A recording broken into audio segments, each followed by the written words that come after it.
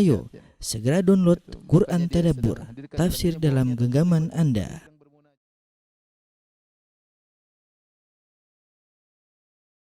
Bismillahirrahmanirrahim. Assalamualaikum warahmatullahi wabarakatuh. Alhamdulillahi ala ihsanih wa syukru lahu ala taufiqihi wa amtinani wa asyhadu an la ilaha illallah wahdahu la syarika lahu ta'ziman li sya'nih wa asyhadu anna Muhammadan abduhu wa rasuluhu da'ila ridwanih. Allahumma salli alaihi wa ala alihi wa ashabihi wa ikhwanih. Para jamaah Masjid Tarbiyah Cilandak yang dirahmati Allah Subhanahu wa taala, kita lanjutkan bahasan kita tentang sirah nabawiyah dan kita masih membahas tentang perang Khandaq, ya. Tatkala kaum musyrikin sudah mengepung kaum muslimin dan ternyata seperti tidak ada hasilnya, mereka hanya saling panah memanah, maka akhirnya kaum musyrikin memiliki ide baru, ya.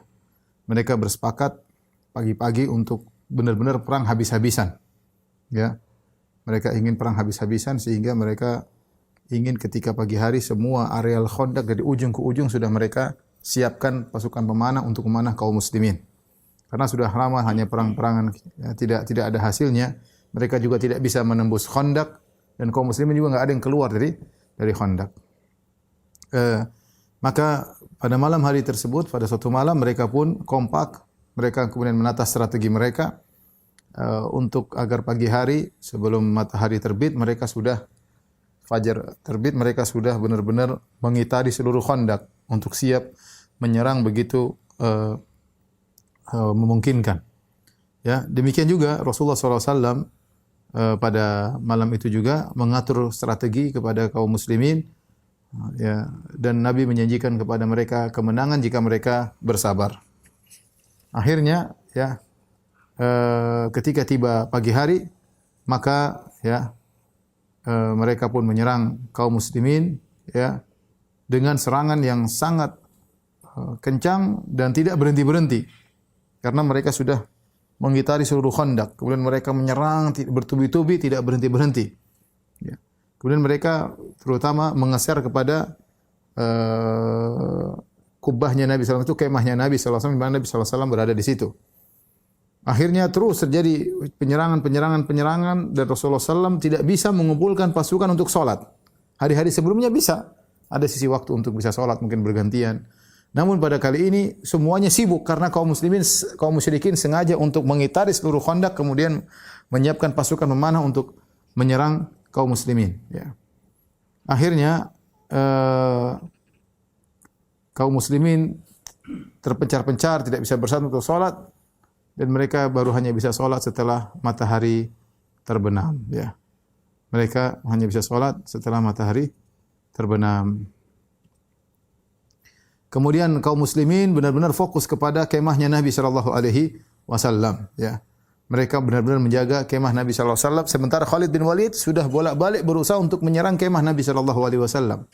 Ya, mereka tahu di mana lokasi Rasulullah sallallahu alaihi wasallam, ya. Di antaranya, ya, ada seorang sahabat bernama Tufail bin Nu'man yang akhirnya meninggal terkena tombak dari salah seorang musyrikin bernama Wahsy bin Harb. Setelah tiba malam hari, baru kemudian para sahabat bisa sholat. Al-Imam Al-Bukhari dan Muslim meriwayatkan dari Jabir bin Abdullah, ana Umar bin Khattab radhiyallahu anhu jaa yaumul Khandaq. Umar bin Khattab datang kepada Nabi pada hari perang Khandaq setelah matahari terbenam. Maka Umar pun mencaci maki orang-orang kafir Quraisy. Kenapa? Karena tidak sempat sholat. Bagaimana perhatian para sahabat terhadap sholat bahkan dalam kondisi perang. Ya, bagi mereka sholat adalah segala-galanya. Bagi mereka sholat adalah saatnya untuk istirahat, mendekatkan diri kepada Allah Subhanahu wa taala. Maka tatkala Umar tidak bisa sholat, dia maki-maki orang Quraisy. Kemudian dia berkata, "Ya Rasulullah, makitu usolli al-asr hatta kadati syamsu taghrib." Hatta kadati syamsu taghrib. Faqala Nabi sallallahu alaihi wasallam, "Wallahi ma shallaituha." Aku tidak bisa salat asar sampai matahari tenggelam, ya. Kata Nabi sallallahu alaihi wasallam, "Demi Allah, saya pun juga belum salat." Faqumna ila Buthan, karena sudah malam, karena mereka ketika perang kode etik mereka kalau matahari terbenam berhenti. Itu kode etik mereka yang disepakati oleh kaum musyrikin, kaum muslimin. Maka setelah matahari terbenam, faqumna ila Buthan, kami pun pergi suatu lembah di Madinah namanya Buthan. Fatawadda'a lis-salat wa tawadda'na laha. Kemudian Nabi sallallahu alaihi wasallam pun berwudu, para sahabat kami pun berwudu bersama Nabi sallallahu alaihi wasallam. Fa shalal asra ba'da ma gharabatis syamsu, thumma shalal ba'daha al-maghriba. Maka Rasulullah sallallahu pun salat asar dulu padahal matahari sudah terbenam. Kemudian baru salat maghrib, baru kemudian nunggu isya baru salat isya, ya. Dalam riwayat yang lain Nabi sallallahu alaihi wasallam marah. Nabi sallallahu alaihi wasallam berkata, "Syaghaluna anis salatil wusta."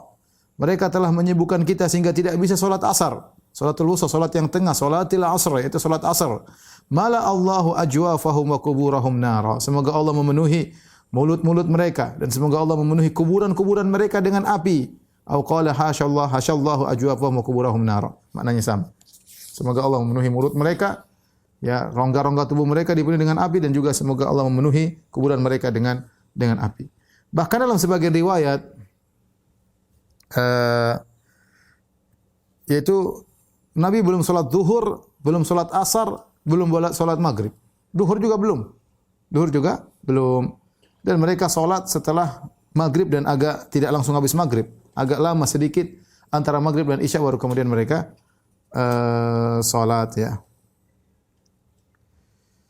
Dari Abi Sa'id Al-Khudri radhiyallahu anhu beliau berkata, "Hubisna yaumal khandaq anis salati hatta kana ba'dal maghrib bihawiyyin minal lail hatta kufina." Kami tidak bisa salat ketika perang Khandaq hari tersebut. Tertahan kami tidak bisa salat sampai terbenam matahari, yaitu lanjut malam sedikit mungkin setelah setengah jam terbenam matahari baru kemudian kami salat. Fada'a Rasulullah sallallahu alaihi wasallam Bilalan, maka Nabi pun memanggil Bilal. Fa aqama salatadh dhuhri, kemudian Bilal iqamat salat zuhri fa shallaha, kemudian Nabi salat zuhur. Wa ahsana salataha kama kana yusalliha fi waqtiha. Dan Nabi salat tidak terburu-buru, Nabi salat dengan tenang seakan-akan seperti di waktu zuhur. Tsumma amarahu fa aqama al-asr, kemudian Nabi memerintahkan Bilal qomat lagi, qomat salat asar. Fa shallaha wa ahsana salataha, kemudian Nabi salat asar dan dia perbagus salatnya kama kana yusalliha fi waqtiha, seakan-akan dia salat di waktu asar. Tsumma amarahu fa aqama al-maghrib. Kemudian Nabi memerintahkan Bilal untuk qomat salat maghrib. Fa shallaha kadzalik, maka Nabi pun salat maghrib. Ya, ini semuanya di qada, ya, karena terpaksa tidak ada waktunya. Kemudian kata Abu Sa'id Al-Khudri, "Wa dzalikum qabla an yunzil Allahu fi salatil khauf farijalan aw rukbana." Dan ini semua sebelum turun ayat farijalan aw rukbana. Artinya kalau kalian dalam kondisi takut, silakan salat dalam kondisi berdiri atau dalam kondisi naik kendaraan, berjalan atau naik kendaraan. Jadi boleh. Ya, seorang kalau dalam kondisi berperang, dia sambil salat ingat Allah sambil berperang, boleh. Berperang atau sambil naik kuda, sambil naik onta, tidak menghadap kiblat tidak jadi masalah. Ini boleh kalau memungkinkan. Ya, kalau mungkin. Kalau tidak mungkin sama sekali, tidak bisa konsen sama sekali, terpaksa maka dia boleh salat di luar waktunya seperti yang dialami oleh Nabi sallallahu alaihi wasallam. Misalnya seorang sedang berada di pesawat tempur, kemudian sedang fokus berperang. Dia sulit untuk berperang, mungkin dia harus kontrol, harus bicara dengan temannya, harus kontak-kontakan, akhirnya dia tidak bisa salat. Maka kondisi seperti ini dia bisa salat di luar waktu. Atau seorang misalnya dalam kondisi benar-benar darurat, dalam menangani operasi misalnya yang berjalan sampai 6 jam, operasi tersebut tidak bisa berhenti. Harus konsen luar biasa, ya, konsentrasi luar biasa, tidak mungkin sebentar berhenti 5 menit misalnya 10 menit, tidak memungkinkan.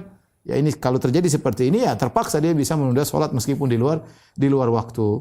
Tetapi kalau masih bisa memungkinkan salat sambil beraktivitas, ya, seperti dalam salatul khauf, dalam kondisi berjalan, dalam kondisi perang seperti kita sebutkan dalam kisah sirah sebelumnya ketika seorang sahabat ingin membunuh seorang musyrik yang ingin menyerang Nabi sallallahu alaihi wasallam, maka dia berjalan menuju orang tersebut sambil salat asar. Sambil salat asar cuma beri isyarat, sujudnya, rukunya semua isyarat kepala sambil tidak menghadap kiblat, sambil berjalan menuju orang musyrik tersebut, dan ini diperbolehkan dalam kondisi darurat. Ini dalil bahwasanya salat adalah perkara yang sangat penting, tidak boleh ditinggalkan dalam kondisi apapun. Di antara hal yang menarik dalam perang Khandaq, ada seorang namanya Nu'aim bin Mas'ud. Ya, dia masuk Islam. Ya. Nu'aim bin Mas'ud ini tadinya kafir, ya. Dan dia datang dengan pasukan mereka, dengan pasukan Ghatafan bersama orang Quraisy, ya. Maka dia datang untuk menyerang Nabi sallallahu alaihi wasallam. Tiba-tiba di saat-saat genting, di saat kaum muslimin dalam terdesak, di saat kaum musyrikin jumlahnya besar, justru dia masuk Islam. Ini menakjubkan. Ya, mungkin kalau kaum muslimin yang menang dia masuk Islam, oke lah. Ini enggak, ini pasukan kaum musyrikin lagi banyak, kaum muslimin sedang terpuruk, ya, sampai tidak bisa salat. Kemudian dia malah masuk Islam. Nu'aim bin Mas'ud Al-Asja'i radhiyallahu taala anhu.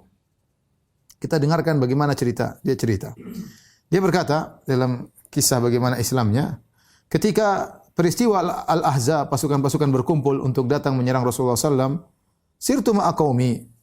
Aku pun berjalan bersama kaumku untuk menyerang kota Madinah. Dan aku di atas agama mereka. Ya, dan Rasulullah SAW kenal aku, ya. Faqadhafa Allah fi qalbil Islam. Tiba-tiba Allah memasukkan iman dalam hatiku. Ya. Aku pun masuk Islam. Fakatamtu dzalika qaumi. Aku pun menyembunyikan imanku kepada kaumku. Aku pun keluar dari mereka pelan-pelan sampai aku ketemu dengan Rasulullah SAW antara maghrib dan isya, itu di malam hari setelah perang selesai. Fawajatuhu yusalli, aku dapati dia sedang salat. Falamma ra'ani jalasa tsumma qala. Tatkala dia melihatku, dia pun duduk. Kemudian dia manggilku. Dia berkata, "Ma ja'a bika ya Nu'aim?" Apa yang buat kau datang kemari wahai Nu'aim? Aku berkata, "Inni ji'tu usaddiquka." Aku datang untuk membenarkan engkau wahai Rasulullah. Wa asyhadu anna ma ji'ta bihi haqq, dan aku bersaksi apa yang kau bawa itu benar. Famurni bima syi'ta ya Rasulullah. Perintahkanlah kepadaku apa yang kau kehendaki ya Rasulullah. Sudah saya pasrah, mau apapun disuruh saya akan kerjakan. Al-Baihaqi meriwayatkan dalam Dalailun Nubuwah, Nu'aim berkata, "Ya Rasulullah, inni qad aslamtu wa lam ya'lam bi ahadun min qaumi famurni amraka." Ya Rasulullah, aku sudah masuk Islam dan kaumku seorang pun tidak ada yang tahu aku masuk Islam. Perintahkanlah kepada aku apa yang kau kehendaki. Rasulullah SAW mengatakan, "Inna ma anta fina rajulun wahid." Kau cuma satu orang. Cuma satu orang. Yang bisa kau lakukan, fa khadzil 'anna ma istata'ta. Khadzil 'anna itu buat mereka ya tidak bersatu padu semampumu. Bagaimana caranya? Fa innal harba khud'ah. Sungguhnya perang adalah tipu daya. Nu'aim berkata, "Walakin ya Rasulullah idzan li fa aqul." Ya Rasulullah, izinkan aku untuk berucap apa yang aku kehendaki. Aku mau bohong ini ceritanya. Izinkan aku. Kata Rasulullah SAW, "Kul ma badalaka fa anta fi hil." Ucapkan yang kau kehendaki ya wahai Nu'aim, halal bagimu karena perang. Rasulullah mengatakan bohong boleh 3. Dalam perang mendamaikan orang yang bersengketa, dan juga perkataan pujian seorang suami kepada istri, istri muji suami dalam rangka mempererat cinta kasih antara suami istri, boleh bohong-bohongannya. Maka Nu'aim bin Mas'ud, ya ini tidak boleh sembarang bohong. Kalau sembarang bohong ketahuan dipenggal sama orang-orang Quraisy, ya. Maka Nu'aim bin Mas'ud datang sampai ke Bani Quraidah, karena Bani Quraidah sudah memutuskan perjanjian damai dengan kaum muslimin dan bergabung dengan orang-orang Quraisy. Dan dia adalah nadim bagi mereka. Nadim maksudnya teman ngobrol sama orang-orang Quraidah, Bani Quraidah, ngobrol sama mereka, ya. Di zaman jahiliyah, ya. Akhirnya datang dia kepada Bani Quraidah, dia berkata, "Wahai Bani Quraidah, kalian sudah tahu bagaimana cintaku kepada kalian. Terutama ya apa yang antara aku dengan kalian." Kata mereka, "Benar engkau wahai Nu'aim. Engkau tidak tertuduh di sisi kami." Kemudian Nu'aim berkata, melancarkan rencana dia. Dia berkata, "Sungguhnya orang-orang Quraisy dan Ghatafan tidak seperti kalian. Laisu ka antum." Mereka tidak seperti kalian. Ini Madinah, negeri kalian. Di sini ada harta kalian di kota Madinah, negeri kalian. Anak-anak kalian di sini, istri-istri kalian juga di sini. Dan kalian tidak mungkin pergi meninggalkan kota Madinah, ya, ke kota yang lain, karena kalian sudah kampungnya di sini, anak di sini, istri di sini, semuanya.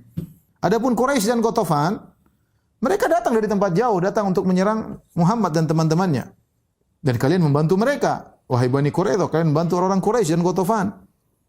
Ya, sementara negeri mereka jauh. Sementara harta mereka di negeri mereka jauh. Sementara istri-istri mereka di negeri mereka. Sementara anak-anak mereka di negeri mereka. Maka mereka tidak sama dengan kalian. Kalian di sini, kalau ada apa-apa kan bahaya. Kalau mereka ada apa-apa tinggal pulang. Fa in raunuh zatan asabuha. Kalau ternyata mereka menang, ya sudah, mereka akan menang. Tetapi wa in kana ghairu dzalik. Tapi ternyata kalau mereka melihat kondisi tidak memungkinkan, lahiqu bi biladihim, mereka akan balik ke negeri mereka. Wa khallau bainakum wa bainar rajul bi baladikum, dan akhirnya mereka akan meninggalkan kalian berperang sama Muhammad. Kan repot. Diajak berpikir oleh Nu'aim. Hati-hati kalian. Saya ini sayang sama kalian. Ya, kalian tidak sama dengan Quraisy dan Ghatafan. Wala taqata lakum in khala bikum. Kalau kalian sudah ditinggal sama mereka, kalian tidak bisa melawan Muhammad dan teman-temannya. Fala tuqatilu ma'al qaumi hatta ta'khudhu minhum rahnan. Kalau begitu jangan kalian ikut perang bersama mereka memerangi Muhammad. Jangan dukung mereka sampai kalian mengambil gadai dari mereka, jaminan dari mereka. Min asyrafihim, minta orang-orang penting dari mereka tinggal bersama kalian supaya mereka tidak kabur. Suruh tinggal bersama kalian.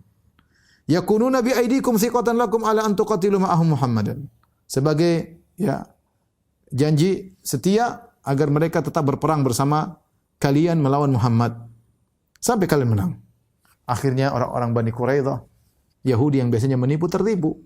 Yahudi yang biasanya menipu tertipu sama Nu'aim bin Mas'ud. Mereka mengatakan, laqad asyarta birra'yi. Sungguh benar idemu wahai Nu'aim. Kemudian Nu'aim setelah pergi ke Bani Quraidah, dia pergi ke Quraisy. Kemudian dia ketemu dengan Abu Sufyan, sang pemimpin. Bersama Abu Sufyan ada beberapa orang. Kemudian Nu'aim berkata, wahai Abu Sufyan dan kawan-kawan, kalian sudah kenal siapa aku, bagaimana aku cinta kepada kalian, dan bagaimana aku meninggalkan Muhammad. Dan sungguh telah sampai kepadaku suatu perkara, yang menurutku aku harus menyampaikannya kepada kalian. Ini perkara penting, aku harus sampaikan kepada kalian sebagai bentuk nasihat kepada kalian. Tapi tolong sembunyikan dariku, jangan sampai orang lain tahu berita ini. Masya Allah, dia kasih mukadimah yang indah. Ini perkara penting. Saya ingin nasihati kalian tapi sembunyikan, jangan sampai orang lain tahu. Faqalu naf'al, kata mereka kami akan kerjakan. Kata Nu'aim, wahai orang-orang Quraisy, kalian tahu bahwasanya orang-orang Yahudi telah menyesal ketika mereka membatalkan perjanjian damai dengan Muhammad. Sehingga mereka sudah tulis surat kepada Muhammad dengan berkata kami menyesal atas perbuatan kami. Apakah kau ridha wahai Muhammad jika kami akan mengambil dari orang-orang Quraisy dan Ghatafan beberapa orang yang mulia dari mereka, kemudian kami berikan kepada engkau wahai Muhammad supaya kita hubungan baik lagi. Kemudian kau bunuh mereka wahai Muhammad. Setelah itu kami akan bersamamu, kemudian kita akan berperang melawan Quraisy dan Ghatafan. Kemudian Muhammad menjawab, "Na'am, saya setuju." Ini semuanya tipuan dari Nu'aim. Jadi kata Nu'aim, orang-orang Bani Quraidah menyesal, mereka tulis surat, wahai Muhammad, kami menyesal telah memutuskan perjanjian damai antara kami dengan engkau. Izinkanlah kami supaya kau senang, kami akan ambil orang-orang penting, orang mulia dari Quraisy dan dari Ghatafan untuk kami serahkan kepada engkau, lantas kau bunuh mereka, terserah. Di situ kita gabung, kita lawan Quraisy dan Ghatafan.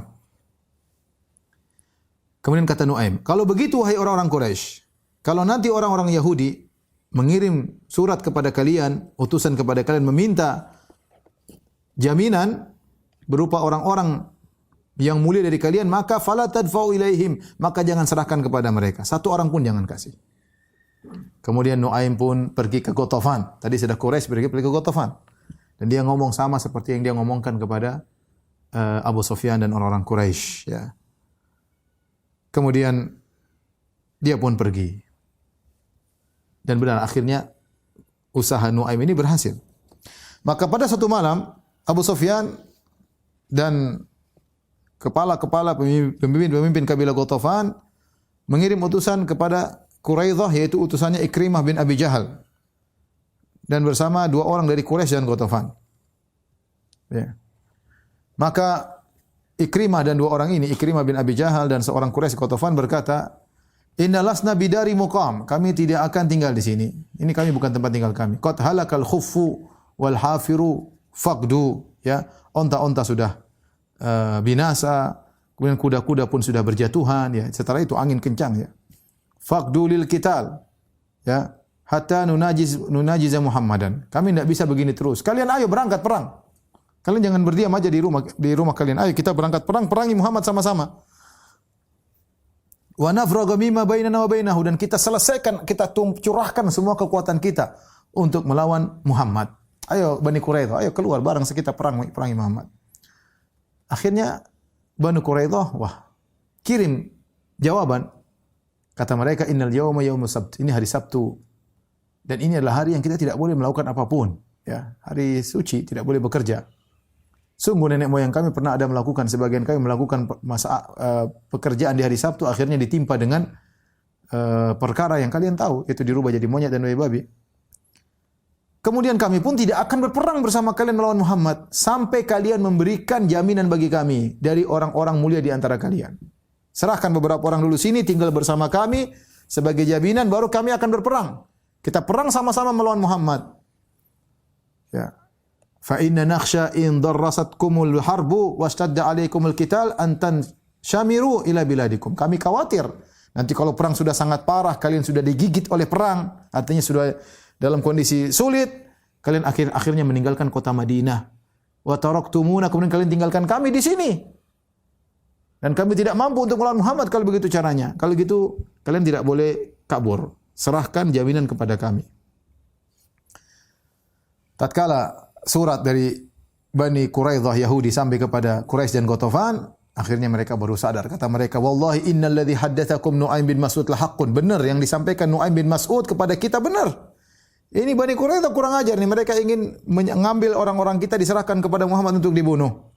Ya. Maka mereka kirim surat balik kepada Bani Quraidah. Inna wallahi la nadfa ilaikum rajulan wahidan min rijalin. Kami tidak akan serahkan jaminan meskipun satu orang lelaki pun dari kami. Kalau kalian ingin perang bersama kami, keluarlah, peranglah bersama kami. Bani Quraidah berkata, hina tatkala utusan sudah sampai kepada mereka, mereka berkata, benar. Innal ladzi dzakara lakum Nu'aim bin Mas'ud haqqun. Sungguh yang dikatakan Nu'aim bin Mas'ud sungguh benar. Orang-orang Quraisy ini parah. Quraisy dan Ghatafan benar seperti yang dikatakan oleh Nu'aim bin Mas'ud. Kalau mereka mendapati kesempatan, mereka akan menang. Kalau mereka kalah, mereka akan kabur dan membiarkan kita di sini untuk melawan Muhammad dan kita akan binasa. Ya. Akhirnya mereka kirim surat kepada Quraisy dan Ghatafan. Bani Quraidah kirim surat. Inna wallahi la nuqatilu ma'akum Muhammadan hatta tu'tuna rahnan. Demi Allah kami tidak akan berperang melawan Muhammad bersama kalian sampai kalian kirim kepada kami jaminan. Akhirnya Quraisy dan Ghatafan tidak mau. Terjadilah pertikaian di antara mereka, ya. Akhirnya mereka tidak saling cocok, saling bertikai, saling suudzon di antara mereka. Waqafallahu al-mu'minina al-kitab. Dan Allah mencukupkan mereka untuk kalah gara-gara tersebut, ya. Ketika dalam kondisi genting, ya, maka Nabi SAW berdoa. Al-Imam Al-Bukhari dan Muslim meriwayatkan dalam sahih mereka dari Abdullah bin Abi Aufa radhiyallahu anhu. Beliau berkata, da'a Rasulullah SAW al-Ahzab. Rasulullah SAW mendoakan keburukan kepada al-Ahzab. Allahumma munzilal kitab, sari'al hisab, ihzimil ahzab, Allahumma ihzimhum wa zalzilhum. Ya Allah, yang telah menurunkan Al-Quran, yang hisabnya cepat. Ya Allah, hancurkanlah al-Ahzab. Ya Allah, hancurkan mereka dan goncanglah mereka. Ya. Kemudian di antara doa Nabi sallallahu alaihi wasallam, Allahumma astur auratina wa amin rawatina. Ya Allah, tutuplah aurat kami. Ya Allah, tenangkanlah hati-hati kami karena kondisi sangat mengerikan. Maka doa Nabi dikabulkan. Kemudian Allah mengirim angin yang kencang, ya, untuk memporak-porandakan mereka. Lihatlah Rasulullah SAW menang dalam perang Badar dengan berdoa kepada Allah Subhanahu wa taala, dan juga dalam perang Ahzab Rasulullah SAW dimenangkan karena doa kepada Allah Subhanahu wa taala. Maka akhirnya Allah mengirim angin yang sangat kencang, rihan syadidah, di malam hari yang sangat dingin. Angin tersebut saking kencangnya sampai panci-panci mereka yang digunakan untuk masak tumpah semuanya. Sampai api-api yang mereka nyalakan mati semuanya. Sampai kemah-kemah yang mereka tinggal jatuh semuanya. Angin kencang banget, ya. Sampai-sampai seorang tidak mampu dari orang Quraisy dan orang Ghatafan, orang musyrikin tidak mampu untuk balik ke kemahnya. Imam Al-Bukhari, Imam Muslim meriwayatkan dari Ibnu Abbas radhiyallahu anhuma, Rasulullah SAW bersabda, "Nusirtu bis-saba wa uhlikat adun bid-dabur." Sungguhnya aku ditolong dengan angin timur bis-saba, dan kaum Ad telah dibinasakan dengan angin barat. Allah bukan cuma mengirim angin, Allah kirim juga malaikat. Wa junudan lam tarauha. Dan pasukan yang kalian tidak lihat. Malaikat menggoncangkan mereka, ya, memasukkan ketakutan dalam hati mereka, sehingga akhirnya mereka yang tadinya datang dengan kesombongan, merasa pasti menang, terbalik mereka yang ketakutan. Sama-sama kaum muslimin juga ketakutan, mereka juga ketakutan, ya, dengan ketakutan luar biasa, ya.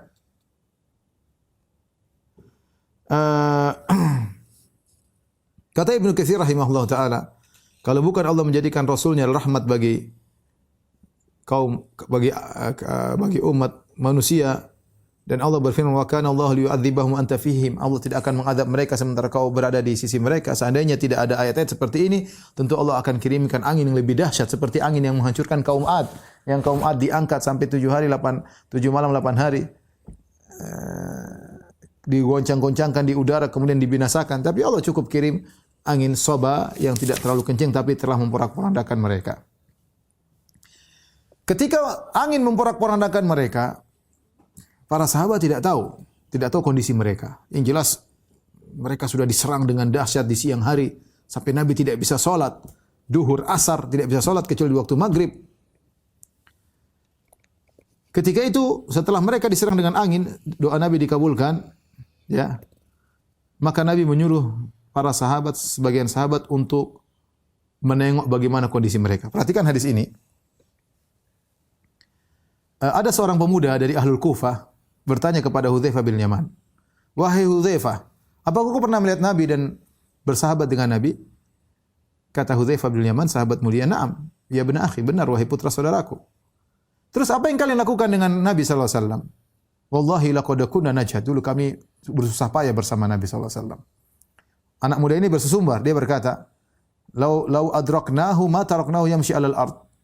La ja'alnahu 'ala a'naqina." Kalau kami yang ketemu Muhammad, seandainya kami hidup di zaman Muhammad sallallahu alaihi wasallam, kami tidak akan biarkan dia berjalan di atas tanah. Kami akan buat dia berjalan di pundak-pundak kami, di leher-leher kami. Hudzaifah berkata, "Ya benar akhi, jangan bilang begitu. Wallahi perkaranya tidak semudah yang kau bayangkan. Laqad ra'aituna ma'a Rasulillah." Maka Hudzaifah bercerita tentang peristiwa Khandaq. Dia mengatakan suatu malam dalam perang Khandaq.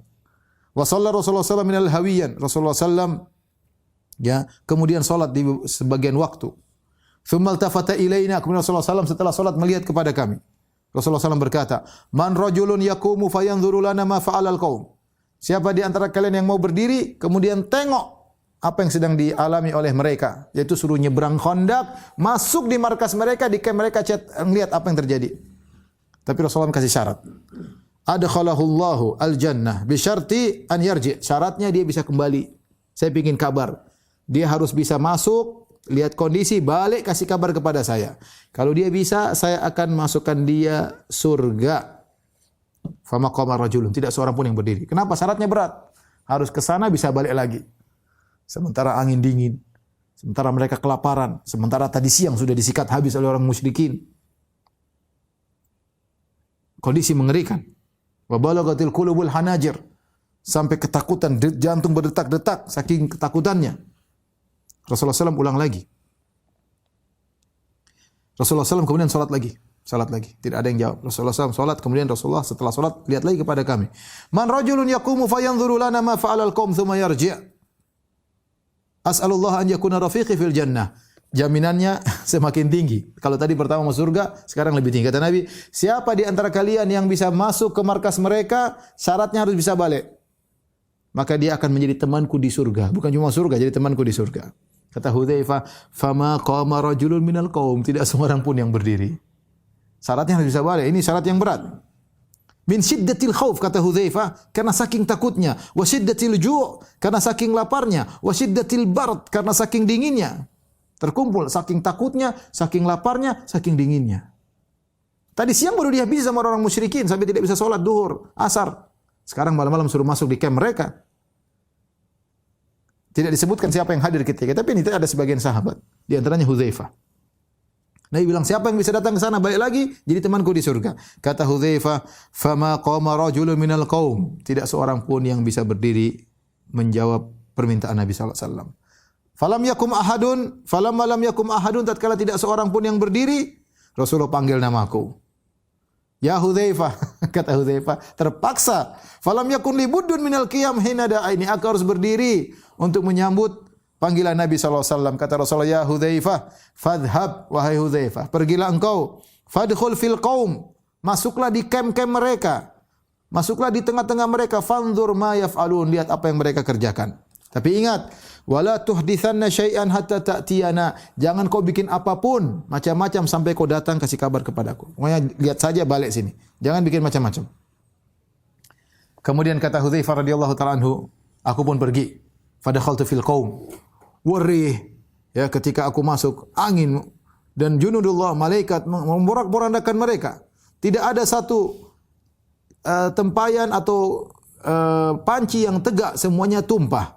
Wala naran, tidak ada api kecuali mati. Wala binaan, tidak ada bangunan kemah dan kecuali jatuh semuanya. ketika dalam kondisi genting tersebut, mereka dalam kondisi takut, Abu Sufyan tiba-tiba berkata, "Ya ma'syara Quraisy." Abu Sufyan merasa ada yang masuk. Firasatnya merasa ada yang masuk, menyelip dalam pasukan mereka. Maka Abu Sufyan berkata, "Ya ma'syara Quraisy, liyanzur umru'un man jalisuhu." Wahai orang-orang Quraisy, masing-masing ngecek siapa yang duduk di sampingnya. Waduh, bahaya ini. Disuruh cek siapa yang di sampingnya. Hudzaifah berkata, sebelum aku dicek, aku yang pegang tangan orang sebelahku. Qultu man anta? Siapa engkau? Kayaknya orang itu bilang ana fulan bin fulan. Untung orangnya tidak berkata, terus kamu siapa? Enggak. Selamat.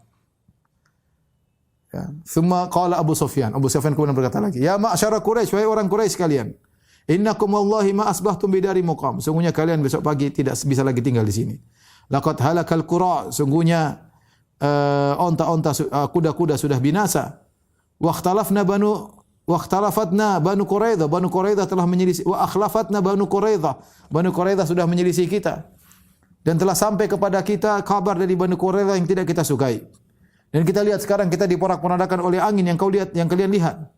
Ya, tidak ada panci yang bisa tegak, semuanya jatuh. Tidak ada api yang bisa menyala.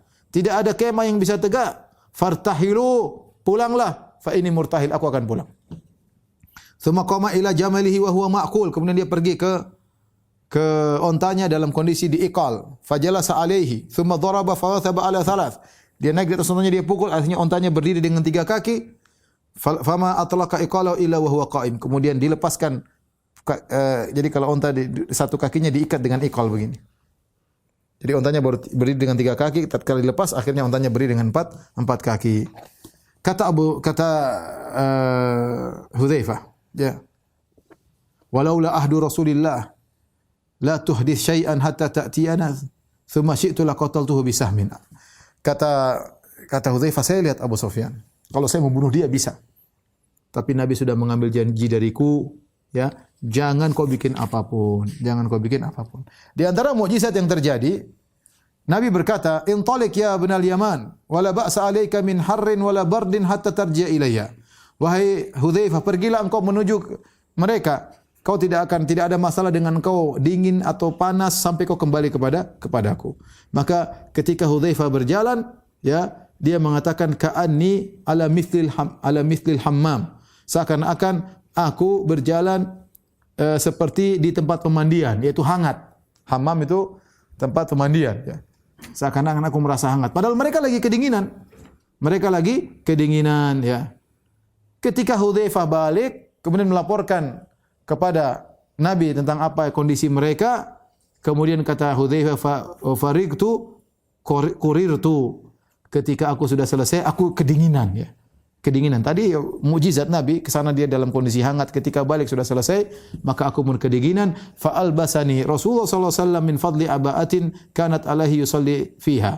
Rasulullah mengambil sebagian kain yang tadi dia gunakan salat, kemudian dia lemparkan kepadaku, kemudian aku pun tidur. Falam azal naiman hatta asbahtu. Aku tidur sampai subuh, sampai pagi. Ketika pagi hari azan dikumandangkan kita waktu subuh, Nabi berkata, "Kum nauman, wahai orang yang banyak tidur, bangunlah." Akhirnya Hudzaifah pun bangun, ya. Taib. Ketika besok harinya, maka mereka pun pulang. Orang-orang Bani Quraisy dan orang-orang Ghatafan, karena mereka diserang angin semalam, akhirnya mereka pun pulang. Ketika mereka pulang, kabur dari kota Madinah, tidak bisa bertahan lama, mungkin kondisi yang tidak mengenakan, sudah sebulan mungkin tidak bisa apa-apa, apalagi diserang dengan angin, porak-porandakan mereka. Setelah mereka pergi, Nabi berkata, "Al-ana nakzuhum wa la yakzunana nahnu nasiru ilaihim." Mulai sekarang kita yang menyerang mereka dan mereka tidak akan menyerang kita lagi. Kita akan berjalan menuju mereka. Dan benar, setelah mereka kabur pada tahun ke-5 Hijriah, mereka pulang, setelah itu Nabi yang datang kepada mereka dalam perjanjian Hudaybiyah. Kemudian Nabi menyerang mereka, kemudian nanti dalam Fatu Makkah, kemudian dalam perang Hunain, dalam perang Taif, sudah tidak lagi yang serang kota Madinah. Nabi yang mengatakan, "Al-ana nakzuhum." Habis ini kita yang serang mereka. Wala yakzunana, mereka tidak akan serang kita lagi. Wa nahnu nasiru ilaihim, dan kita akan berjalan menuju mereka. Dan ini di antara mukjizat Rasulullah sallallahu alaihi wasallam, ya. Para jamaah yang dirahmati Allah Subhanahu wa taala, ya. Di antara pelajaran yang bisa kita ambil dari kisah perang Khandaq itu bahwasanya Nabi sallallahu alaihi wasallam menghadapi perang Khandaq benar-benar dengan yang logis, dihadapi dengan sikap yang logis, ya. Pasukan 10.000. Secara logis 3.000 lawan 10.000 susah. Apalagi mereka datang dengan kekuatan penuh, ya, dengan semangat untuk membumi hanguskan kota Madinah. Maka Nabi mengambil tindakan yang logis, itu metode bertahan. Nabi tidak menyerang, Nabi galik Khandaq. Ya. Dan Nabi tidak menyuruh sahabat untuk lewat Khandaq menyerang mereka, enggak. Ya. Karena peperangan bukan berarti yang penting karena Allah mati enggak ada masalah, enggak. Semuanya perlu strategi. Semuanya perlu strategi. Dan taktik atau metode Khandaq itu adalah metode yang sangat terbaik menghadapi musuh yang banyak agar mereka tidak masuk. Ya, maksud saya Nabi SAW berpikir logis dan realistis ketika menghadapi musuh yang demikian. Maka kita pun demikian. Kita berpikir yang realistis, bukan hanya sekedar iman tidak, ya. Kita juga harus berpikir yang realistis. Makanya ketika Nabi SAW dan para sahabat di Mekah, para sahabat disiksa, Nabi tidak bisa melawan ketika itu. Bilal disiksa, Nabi hanya melihat. Ya. Bilal disiksa sampai Nabi datang kepada Abu Bakar, "Ya Abu Bakar, inna Bilalan yu'adzabu fillah." Wahai Abu Bakar, sungguhnya Bilal sedang disiksa karena Allah. Akhirnya Abu Bakar yang merdekakan Bilal dan budak-budak yang lainnya. Ya, Amir bin Fuhairah dan yang lainnya. Bilal, karena Abu Bakar yang punya uang. Ketika Ammar bin Yasir disiksa, bapaknya Yasir dibunuh, istrinya Sumayyah itu ibunya Ammar juga dibunuh. Nabi hanya mengatakan sabran ala Yasir, fa inna mau'idakumul jannah. Sungguhnya janji Allah bagi kalian surga. Ketika Nabi diganggu, ya, ketika Nabi salat kemudian letakkan kotoran di atas punanya, tidak bisa bikin apa-apa ketika itu. Ya, maksudnya Nabi realistis, ya. Ya, oleh karenanya ada kondisi di mana kita bisa menyerang, ada di mana kondisi kita bersabar, ada di mana kita posisi bertahan sebagaimana dalam perang Khandaq, ya. Dalam perang Khandaq, dalam perang Uhud ketika Rasulullah SAW pasukan sudah diserang oleh kaum musyrikin, pasukan kocar-kacir, maka Rasulullah SAW mundur. Sebagaimana sudah kita sebutkan, mundur ke arah Jabal Uhud agar pasukan bisa berkumpul lagi. Kemudian ketika mereka pergi, Nabi tidak kejar. Realistis gimana? Pasukan cuma 700, mereka 3.000 ketika perang Uhud. Jadi maksud saya benar kita iman yang kuat, tetapi kita juga harus realistis, ya. Perkara menjadi buruk tatkala iman sudah tidak kuat, kemudian tidak realistis, ya. Ini diantara maksud saya faedah yang bisa kita ambil dari kisah perang Khandaq. Kemudian diantara faedah yang bisa kita ambil dari kisah perang Khandaq, bahwasanya angin adalah diperintahkan oleh Allah Subhanahu wa taala, ya. Makanya Nabi mengatakan la tusubbur rih, jangan kalian mencaci maki angin. Karena angin itu diperintahkan oleh Allah Subhanahu wa taala. Fa idza ra'aitum ma takrahun, kalau kalian melihat ada angin yang tidak kalian sukai, maksudnya perkara yang tidak menyenangkan, mungkin angin terlalu kencang, maka berdoa kepada Allah Subhanahu wa taala agar dijauhkan dari umirat bih, apa yang angin ini diperintahkan. Berlindung kepada Allah dari apa yang diperintahkan, keburukan apa yang diperintahkan kepada angin ini, karena angin diperintahkan. Ya, sebagai bukti bahwa angin diperintahkan, lihatlah dalam perang Khandaq. Ini disampaikan oleh Al-Qurtubi dalam tafsirnya, tafsir Al-Qurtubi. Ya. Beliau mengatakan bahwasanya lihatlah ketika perang Khandaq, ya, jarak antara kaum muslimin dengan orang musyrikin cuma jarak Khandaq. Khandaq jaraknya lebarnya berapa? 5 meter, 6 meter. Cuma itu saja. Tapi yang dialami berbeda. Dari kaum muslimin enggak ada masalah, cuma mungkin dingin. Kaum musyrikin angin hancur-hancuran menghancurkan mereka. Bayangkan angin begitu kuat sampai tungku, kemudian panci semua jatuh. Sampai kemah jatuh. Sampai onta kuda mereka enggak bisa berbuat apa-apa saking angin kencang. Ya. Saking kencangnya. Api semua mati. Menyalain api enggak bisa angin saking kencang. Padahal jaraknya dekat. Cuma beda 6 meter. Ya mungkin mereka agak jauh dari Khandaq. Tapi intinya jarak dekat. Berarti angin itu diperintah oleh Allah untuk menyerang yang sana, sini yang tidak. Oleh karena terkadang terjadi musibah, ya kita lihat sebagian orang selamat, sebagian tidak, ya. Sampai sebagian kawan ketika bilang, "Ustaz, kita kaget melihat gempa di Jogja. Ada rumah samping kanan, samping kiri hancur, tengah-tengahnya enggak." Seakan-akan gempa tersebut berjalan memilih rumah yang hendak dia hancurkan, ya. Tapi kita tahu bahwasanya ini adalah atas perintah Allah Subhanahu wa taala. Kemudian di antara faedah perang Khandaq itu bahwasanya kita boleh mengambil strategi dari orang-orang kafir jika bermanfaat. Sebelum diriwayatkan dalam perang Khandaq ketika Nabi dihadapkan dengan musuh yang begitu banyak, maka Salman Al-Farisi, dan ini adalah perang pertama yang diikuti oleh Salman karena dia sudah merdeka dari tuannya, dia berkata, "Ya Rasulullah, inna kunna bi Faris idza husirna khandaqna." Ya Rasulullah, kami dulu di Persia kalau kami dikepung maka kami bikin khandaq. Ya Rasulullah SAW, ini ide, kebiasaan, tradisi orang kafir yang tidak pernah diketahui orang Arab sebelumnya, diambil oleh Nabi SAW, ya. Diambil oleh Nabi SAW, dan akhirnya Nabi bikin khandaq dan membuat kaget orang-orang Quraisy dan Ghatafan ketika melihat ada khandaq di depan mereka, mereka tidak bisa masuk dalam kota Madinah. Dan juga di antara faedah perang khandaq, lihatlah bagaimana Nabi SAW ternyata diskusi sama murid-muridnya untuk mengambil tindakan. Nabi diskusi beberapa kali. Tatkala buat khandaq Nabi berdiskusi. Tatkala Nabi SAW ingin memberikan pemberian kepada kabilah Ghatafan agar mereka pergi dan nanti hasil kebun kota Madinah diberikan kepada mereka, Nabi diskusi dengan Sa'ad bin Mu'adz dan Sa'ad bin Ubadah, sehingga mereka bertanya, Rasulullah, ini perintah Allah atau sekedar pendapat? Ketika Nabi mengatakan ini cuma pendapat, mereka bilang, Rasulullah, kami tidak setuju. Kami tidak setuju. Dan Nabi terima masukan dari mereka. Padahal kita tidak ragu, Nabi orang paling cerdas. Nabi pendapatnya paling benar. Nabi paling sayang kepada umatnya. Tentu ide Nabi tidak sembarangan, tetapi Nabi masih mau mendengar anak buahnya untuk diskusi, dan kemudian bahkan Nabi meninggalkan pendapatnya ketika diskusi dengan para sahabat. Ini juga dalil bahwasanya Nabi SAW tidak tahu ilmu gaib. Oleh karena Nabi SAW menyuruh Hudzaifah bin Yaman untuk mengecek. Ya. Ada perkara gaib yang Allah beritahu kepada Nabi dan banyak perkara gaib yang Allah tidak beritahukan kepada Nabi. Ya. Qul la amliku li nafsi naf'an wala dharran illa ma syaa Allah walau kuntu alamul ghaiba lastakthartu minal khair wa ma massani su' in ana illa basyirun wa nadhirun liqaumin yu'minun. Dalam surat Al-A'raf, katakanlah wahai Muhammad, ya, aku tidak menguasai untuk diriku kebaikan maupun keburukan, ya, kecuali apa yang Allah kehendaki.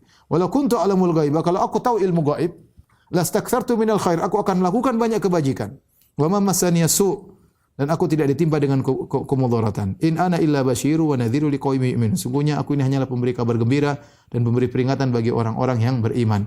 Jangankan masa depan, masa sekarang saja Nabi tidak tahu. Apa yang menimpa Abu Sufyan dan teman-temannya Nabi tidak tahu. Maka Nabi nyuruh, wahai Hudzaifah ibnul Yaman, wahai ibnul Yaman, idhab, pergilah engkau cek apa yang terjadi menimpa mereka.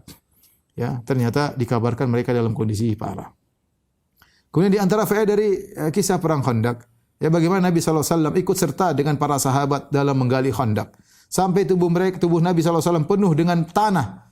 Sehingga ada rambut yang di perut Nabi tertutup dengan tanah tersebut. Nabi ikut menggali Khandaq bersama para sahabat, ya. Dan ini pemimpin yang tepat, ya, ikut serta turun bersama bawahannya untuk mengerjakan tugas, dan dilihat oleh para sahabat radhiyallahu taala anhum. Mereka kelaparan, Nabi juga kelaparan. Mereka mengikatkan perut mereka dengan batu karena kelaparan. Ternyata Nabi SAW juga mengikatkan perutnya dengan batu karena kelaparan. Yang terakhir yang disampaikan pada kesempatan kali ini, yang meninggal, kata Imam Al-Qurtubi rahimahullah, dalam mati syahid dalam perang Khandaq, ya, ada 6 orang dari kaum muslimin. Itu Sa'ad bin Mu'adz yang terkena panah akhirnya meninggal setelah kaum musyrikin kabur.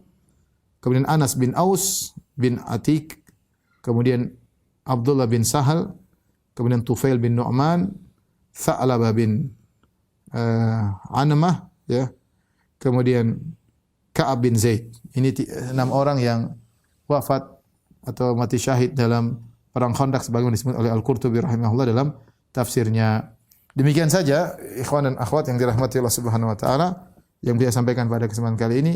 Wallahu alam bisawab. Demikian apa yang saya sampaikan, kurang lebihnya saya mohon maaf kepada jamaah tarbiyah Masjid Tarbiyah Cilandak yang dirahmati Allah. Insyaallah kita bertemu di kesempatan yang lain. Wabillahi taufiq wal hidayah. Assalamualaikum warahmatullahi wabarakatuh.